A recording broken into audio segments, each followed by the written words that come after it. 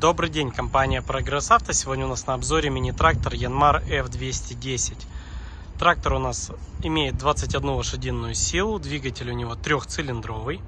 Пробежимся по его характеристикам.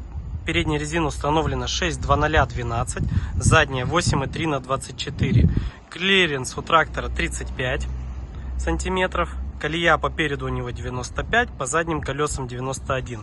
Ширина его по передним колесам 110, по задним 116. И длина от переднего бампера до задних колес у нас 2,45.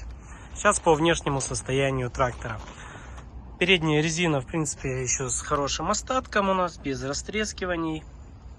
Задняя резина тоже с большим остатком, но имеет уже небольшие растрескивания. Здесь у нас установлена фреза 1600 с центральным редуктором, усиленным.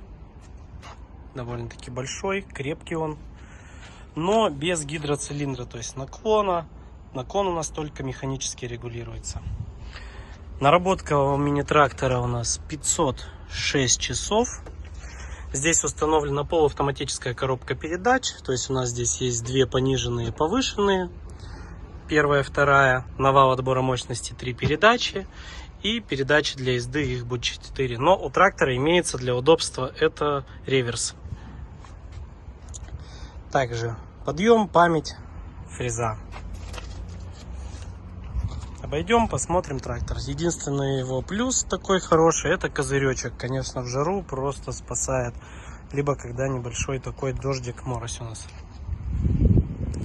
По фрезе, по ножам. Ножи довольно-таки большие, остаток у нас очень хороший на них. Сейчас зайдем с другой стороны.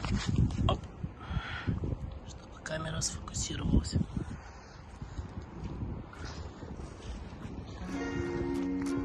Вот такой трактор марки Yanmar, компания Прогресс Авто.